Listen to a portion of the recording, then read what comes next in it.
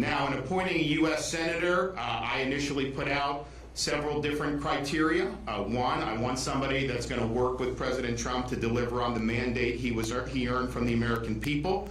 I want a senator that's going to be willing to lean in against the excessive spending and cut spending and stop the inflation. I want somebody that understands that the federal bureaucracy is run amok and it must be held to account, and we need 3 branches of government, not 4 branches of government.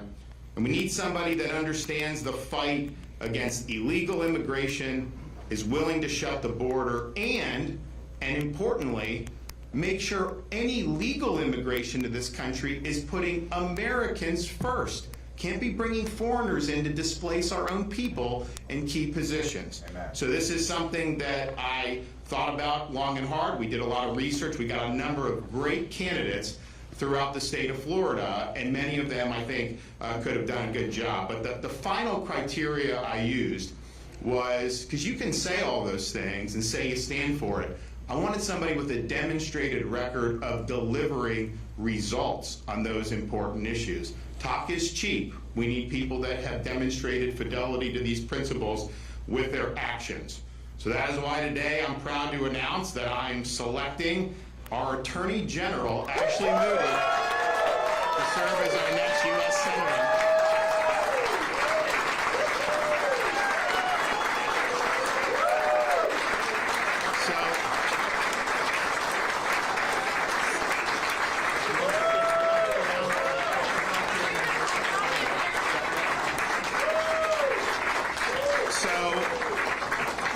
Many of you know her. She's obviously been on the ballot twice statewide and won big victories.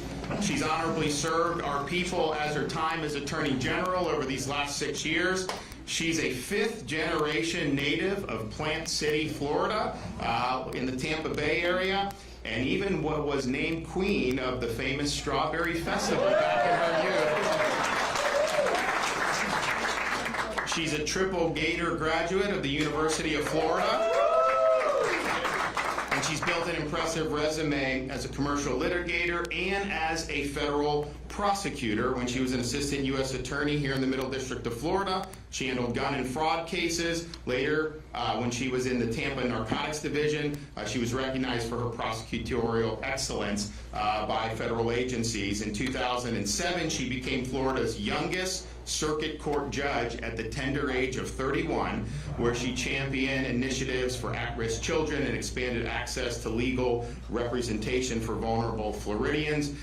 And that's all great, but really where the rubber heats the road is once you get an opportunity to serve statewide in the state of Florida and be the Attorney General, are you just biding your time, or are you making the most of it to deliver big things for the people that sent you there?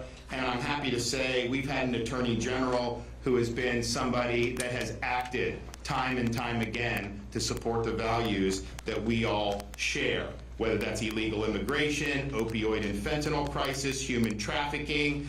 She has stood strong time and time again.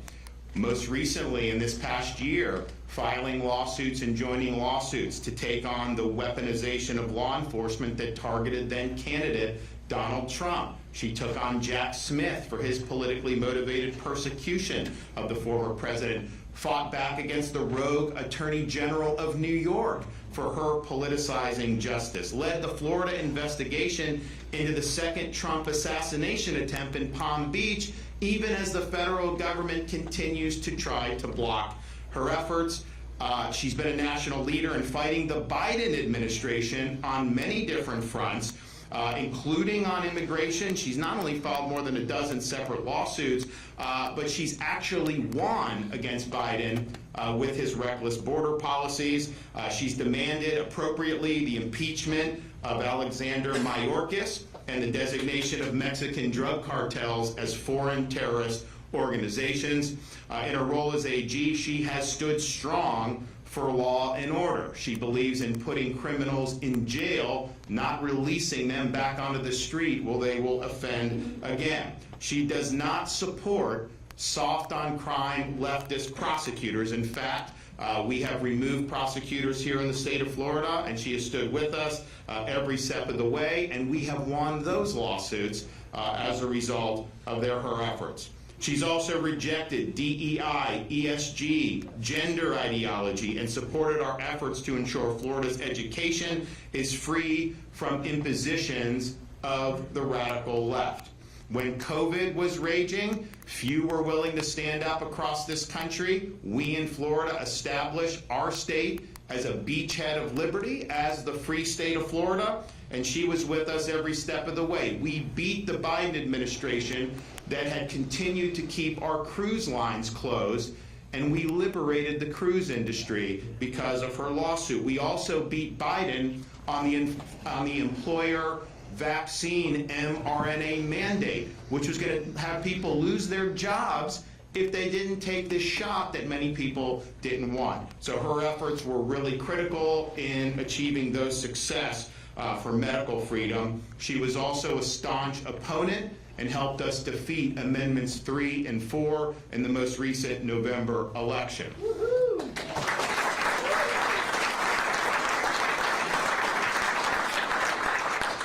She sued in the Supreme Court against Harvard's race-based affirmative action discrimination admission process. She sued Biden administration to prevent brutal transgender surgeries on these minor kids. And she challenged the federal accreditor system to free university from politicized leftist accreditors.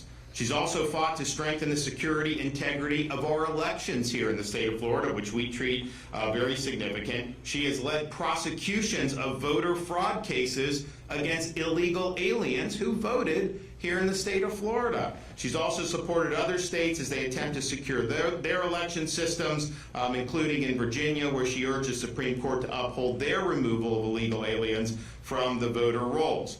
When it was revealed that FEMA aid workers under President Biden discriminated against Trump supporters who were impacted by last year's hurricanes here in Florida, she filed a federal civil rights lawsuit against those who were responsible, and Florida still remains the first and only state to hold these people accountable for their political discrimination. She's an outspoken proponent of the State of Israel and has battled against anti-Semitism in the business world, academia, and even taken on the United Nations, which she has pledged as a senator to defund once and for all.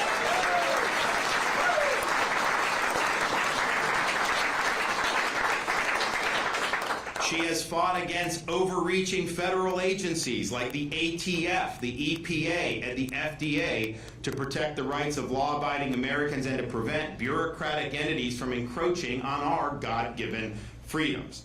And then when it comes to our nation's foremost adversary, China, Ashley has been integral in our state's effort to defend Florida against Chinese influence. She defended our laws preventing China from purchasing land in the state of Florida. She worked with the Florida Pension Fund to divest state holdings from China and Chinese companies, and she opposed China's ability to spy on Americans through the use of social media apps. So in every major battle we have had since I have been governor, she has been with us every step of the way. It's not just talk, it's results. And these results are very, very important. And she understands the gravity of the moment.